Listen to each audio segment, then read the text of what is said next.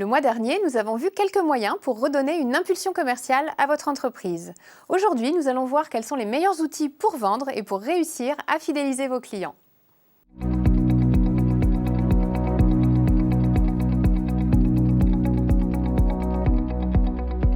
Bonjour à tous! Aujourd'hui, le consommateur a bien changé. Avec l'ère du digital, il est devenu un consommateur. En clair, il est agile et jongle entre les différents canaux mis à sa disposition en fonction de son temps libre, de ses horaires et de son lieu de résidence. Il est pressé, exigeant et plutôt zapper, c'est-à-dire volatile. Dans ce contexte, un seul mot d'ordre pour le vendeur, jouer le multicanal et personnaliser la relation avec ses clients. Voyons cela en détail. Aujourd'hui, 93% des Français utilisent Internet pour trouver des professionnels locaux et 60% font leurs recherches directement sur leur smartphone. C'est donc une évidence, la conquête de prospects qualifiés et le développement de votre activité passent par Internet. Mais avant de vous lancer dans la création d'un site marchand, assurez-vous d'avoir bien soigné votre vitrine digitale. Demandez-vous si vos clients peuvent vous trouver facilement, si votre offre est identifiable et claire. C'est d'autant plus important que la concurrence est rude. En France, en 2019, on a recensé plus de 180 000 sites marchands actifs. Et si le e-commerce est un canal à fort potentiel, la mise en place d'un site marchand ne s'improvise pas. Attirer des visiteurs nécessite un suivi régulier. Il faut animer l'offre en ligne et convertir les visites en vente. De plus, s'il n'est pas le seul canal de vente, le site doit être intégré dans la stratégie globale de l'entreprise.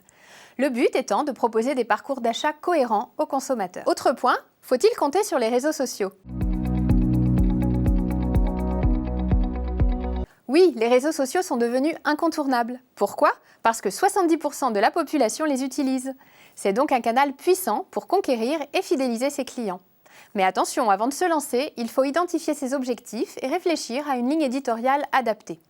À ce titre, les modèles de publicité payante proposés par Facebook ou Instagram offrent de réelles opportunités pour tester son marché avec des budgets très accessibles. Pour autant, ne négligez pas les canaux plus classiques. Les bons vieux outils de communication comme le flyer ou la carte de visite n'ont pas dit leur dernier mot, surtout si on propose un produit ou un service local.